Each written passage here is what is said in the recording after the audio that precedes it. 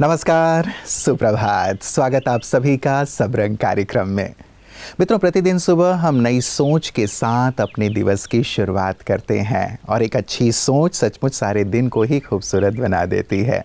और अभी हम आपके लिए प्रतिदिन 5-5 बातें लेकर के आ रहे हैं जो सचमुच जीवन के लिए बहुत बहुत आवश्यक हैं, हमें प्रेरित भी करते हैं, उत्साहित भी करते हैं, शक्ति भी भरते हैं। अल्फ़ाबेटिकली हम आगे बढ़ रहे हैं, तो आज 5C आपके लिए लेकर के आया हूँ मित्रों, जिनमें से पहला C है चैलेंजेस, चुनौतियाँ। कहते हैं कि चुनौतियाँ जीवन में हमें हमेशा आगे बढ़ाती हैं यदि उन्हें पॉजिटिव रूप में लिया जाए तो। चुनौतियों को हम विघ्न ना समझें, परेशानियाँ ना समझें, लेकिन अपॉर्चुनिटी समझें, हमें आगे बढ़ाने वाली।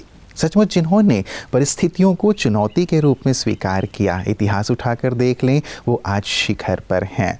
उन्होंने अनेकों के लिए एग्जाम्पल सेट किया है।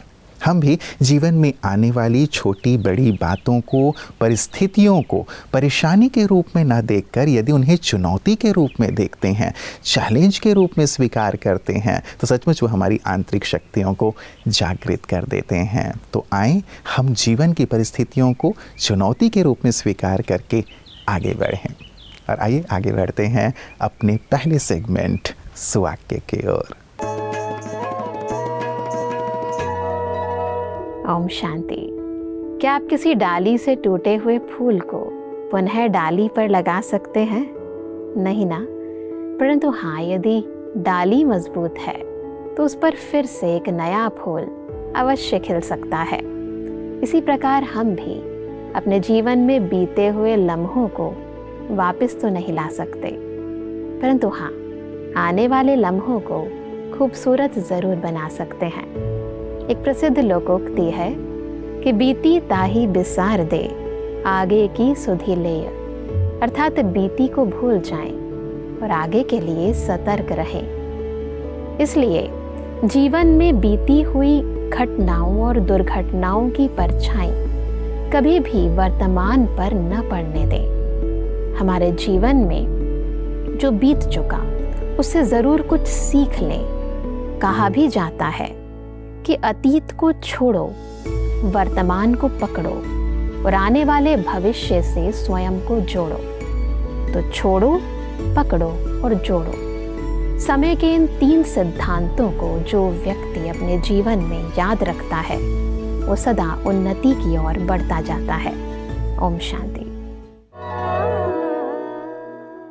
मित्रों, एक बुजुर्ग व्यक्ति ने बहुत पते की बात कही कि मैंने अपने जीवन में कोई ऐसी समस्या नहीं देखी है जिसका समाधान शिकायत करने से हुआ हो।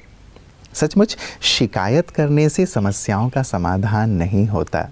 शिकायतें करना तो जैसे शक्तिहीनता का प्रतीक है। शिकायत अर्थात कंप्लेन करना, हर छोटी छोटी बात के लिए कंप्लेन करना कि ऐसा क्यों करता है, वैसा क्यों करता है। यदि ऐसी कंप्लेनिंग नेचर हमारी रहती है तो कभी भी हम जीवन में आगे नहीं बढ़ पाते। कंप्लेन करने की बजाय हम यदि अपने अंदर सहनशीलता को लाते हैं, हम अपने अंदर यदि सामना करने की शक्ति को लाते हैं, तो सचमुच हमारी जीवन में उन्नति ही होती है।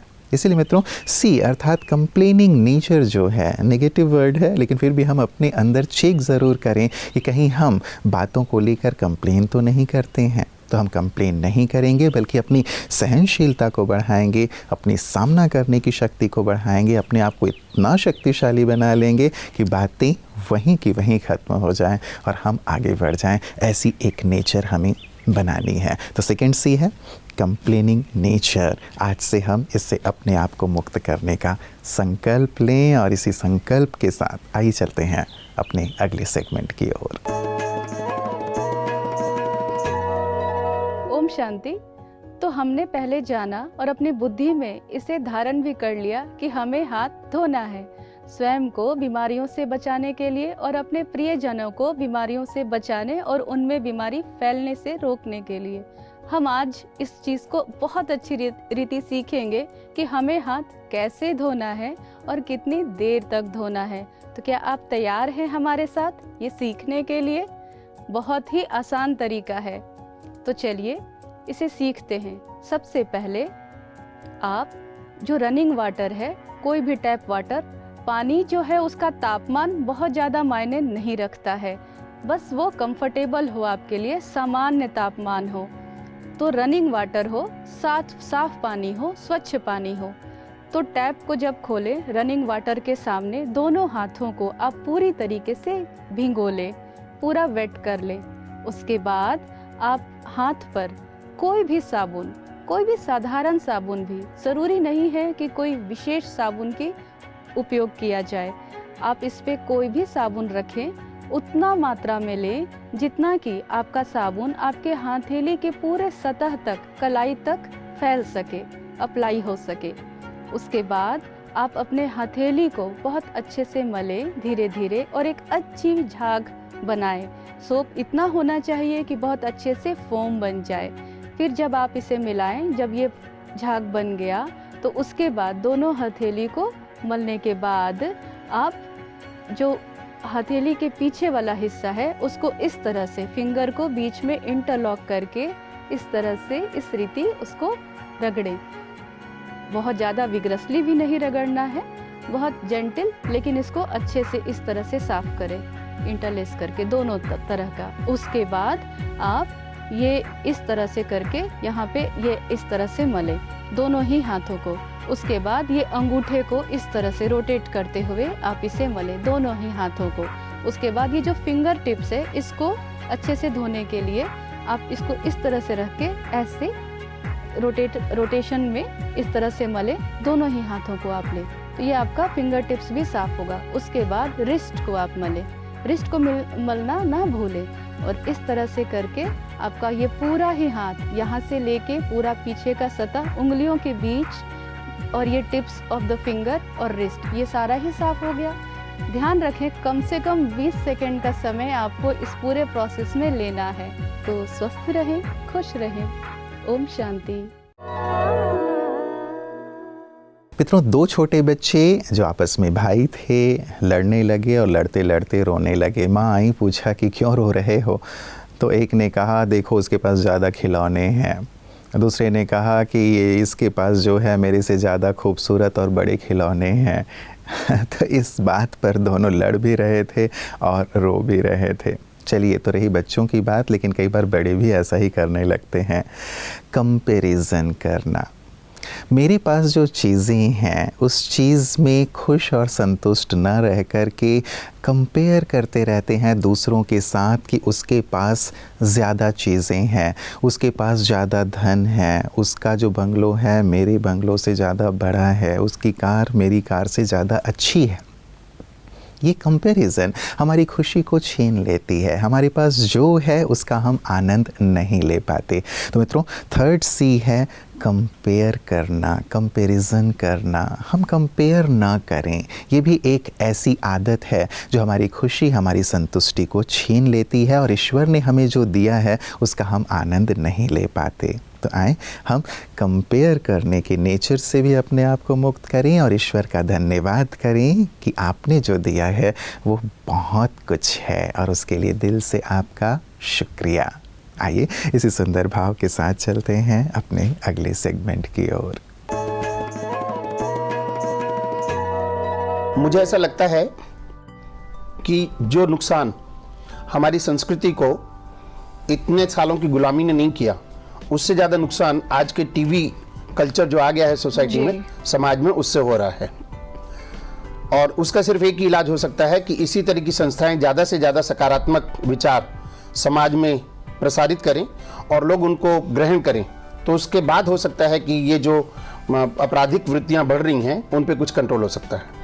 क्योंकि आदमी भी जो है अपने रास्ते से भटक चुका है। स्पेशल हम युवा देख रहे हैं, युवाओं में जो आपराधिक वृत्तियां वो बहुत ज़्यादा बढ़ रही हैं। जो व्यक्ति है यंग एज में होता है तो उसको अपनी एनर्जी का फुल यूटिलाइजेशन करना चाहिए, ऐसे में वो डाइवर्ट हो जाता है। इसके बारे में आप क्या कहेंगे कि ऐसा क्यों हो रहा है? मुझे जहाँ तक लगता है, युवा जो है वो कच्चे घड़े के समान होता है और वो अपनी ज़िंदगी के अनुभव से पकता है, लेकिन उससे पहले उसको इतना ज़्यादा माहौल टीवी कल्चर से मिलता है कि जिसमें उसके भटकने के लिए पूरी गुंजाइश होती है और उसी की वजह से वो भटक रहा है।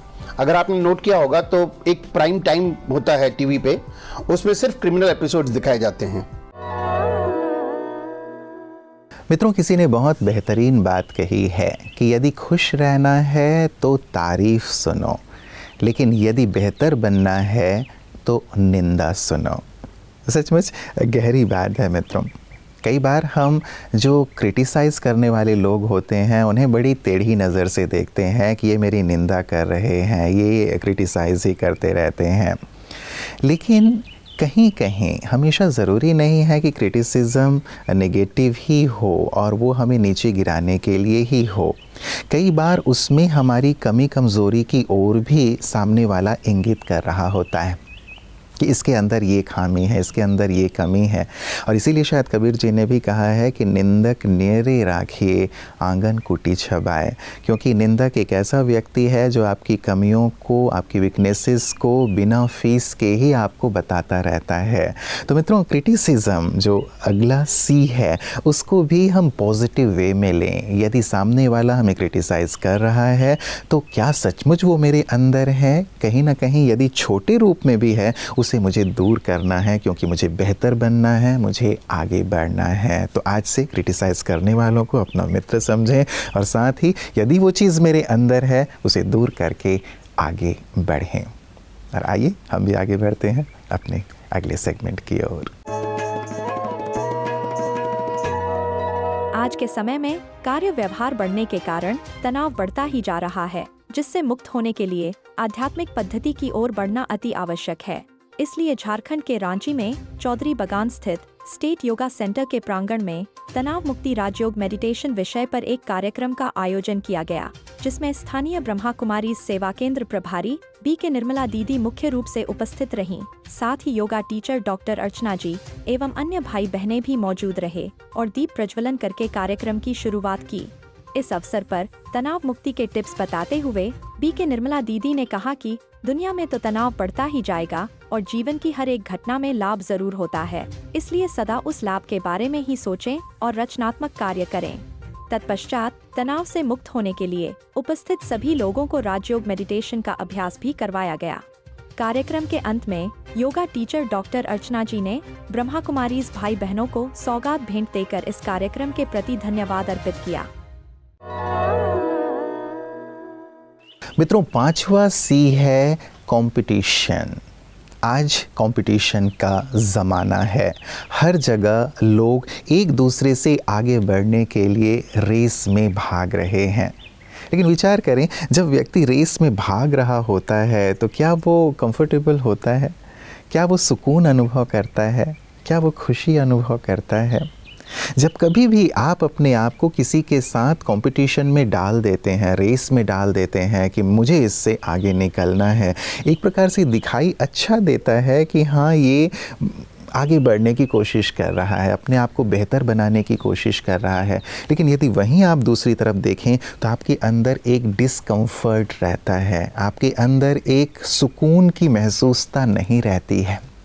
इसीलिए मित्रों, कंपटीशन से अपने आप को अलग करें। कहा जाता है हेल्दी कंपटीशन करें। हम भी हेल्दी कंपटीशन कर सकते हैं आगे बढ़ने के लिए, बेहतर बनने के लिए। लेकिन उससे भी बेहतर ये है कि हम खुद ही खुद से compete करें, कंपटीशन करें कि कल मेरी परफॉर्मेंस जैसी थी उससे बेहतर परफॉर्मेंस मेरी आज होगी। कल मैं जैसा था, जिस लेवल पे था, उससे ज़्यादा बेहतर मैं आज बनूंगा। तो किसी दूसरे से कंपटीशन करने की बजाय यदि हम खुद से कंपटीशन करना शुरू करेंगे तो निश्चित रूप से हम शिखर पर होंगे और यहाँ किसी को कोई कंप्लेन भी नहीं होगी। तो क्यों ना मित्रों, इन 5 सी पर आज हम बहुत गहराई से विचार करें और अपने जीवन में आगे से आगे बढ़ने का संकल्प लें। आपका जीवन बेहतरीन हो, इन्हीं मंगल कामनाओं के साथ नमस्कार। ओम शांति।